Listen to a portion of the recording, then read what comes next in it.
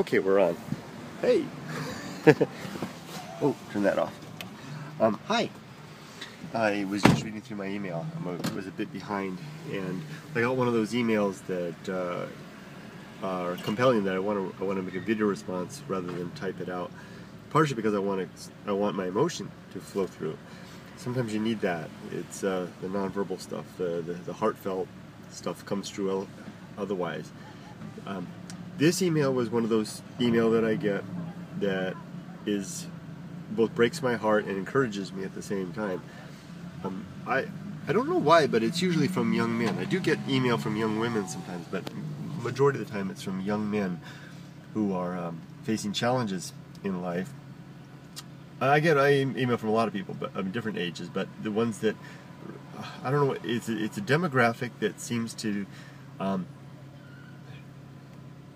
write to me sometimes, and I'm glad, because that's the demographic that I'm probably aiming a lot of my videos at, is young men who are on the cusp of adulthood and trying to sort out their values and goals, and maybe struggling with some baggage and some perspective and some challenges from a less than perfect childhood, although not always terrible. Sometimes just challenging.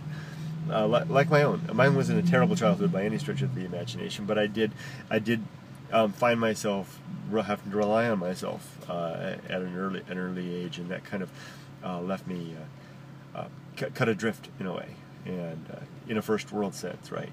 I wasn't scrounging for food, but I was scrounging for confidence and certainty and perspective and objectivity, things that are easier found later in life. So the email that I got just now from this young man was exactly that type.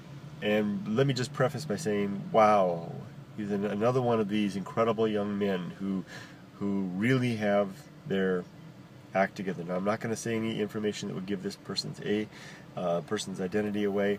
We just say mid-teens, a male, and someone who has kind of been left without a father figure in life, in real, actual, responding fashion. It's so hard to try and try to hide their identity without you. I don't want to give you the information that kind of puts the context there. So the point I want to make is two. One, I'm impressed by your composition of character at this point, how you're able to hold yourself together, compose your thoughts, communicate, reach out, and identify the things that are needed in your life. You said a little bit about guidance, although you said you weren't necessarily looking for guidance, but you seem to indicate that guidance was the challenge, and you're willing to kind of do it on your own. Wow. There's nothing wrong with finding guidance and looking after those, looking towards those who you respect, as giving you an example either through their words or their actions or their model, the model of their own life to help move forward. But I guess the main point I wanted to say to this person was, I think that the only thing that's going to stop you in life is if you doubt yourself. Because how do I say that?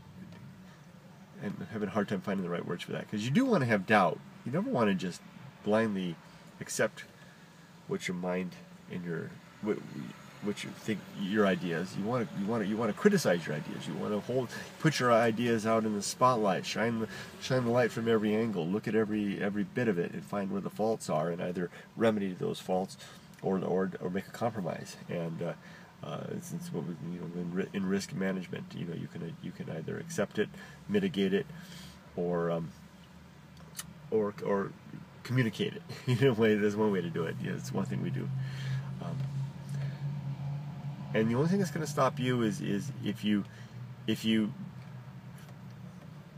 don't allow yourself to perform that action. And then when you find, now I got it, Perform that action that you're already performing, which is the examination of the world, an amazing thing that you're doing at such a young age. Bringing your critical faculties to bear, looking out, and what the amazing thing about you is that you're willing to move on despite if things don't work out, and take a chance. If you don't, so that's why I'm not worried about you, because I think you've got all the raw material to succeed in life. Success in my book being the measure of looking upon the world, evaluating the world, or developing the criteria, the value system, using your own faculties of reason to develop your values. You can look upon the values that others have and use that as your model if you like, but then put it to the test. Once you have those value system, to then live your life measuring the world against that, and periodically revising your values if necessary, if they don't not a good match for the results. And then living your life accordingly. Boy, sure I'm struggling with this one. I think I'm struggling because I'm not worried about you. I'm only worried that you're not going to see what I see. So I'm sitting here struggling, trying to tell you to simply trust yourself. I think that's what it comes down to.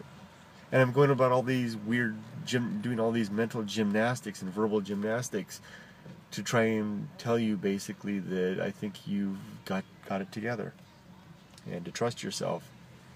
Yeah, because I wouldn't just say that I wouldn't just say that blindly to anybody, because the reason I say that to you is that you can reflect back and self-adjust.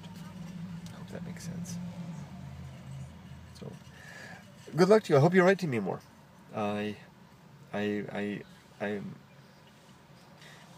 This is where I struggle, because I wish I could just reach out and make the world a better place, and remedy the things that go wrong for young people and that cause them to such challenges. But I have a feeling in the long run, as cliche as it is, I think it's true. In the long run, you'll be better off for the challenges that you faced, and certainly bring more to the table later in life when it's your turn to help others. Okay, so I'll leave it at that. Kind of long-winded wait for me just to say good job. You're doing great. Keep in touch. Okay, take care, friend. Bye-bye.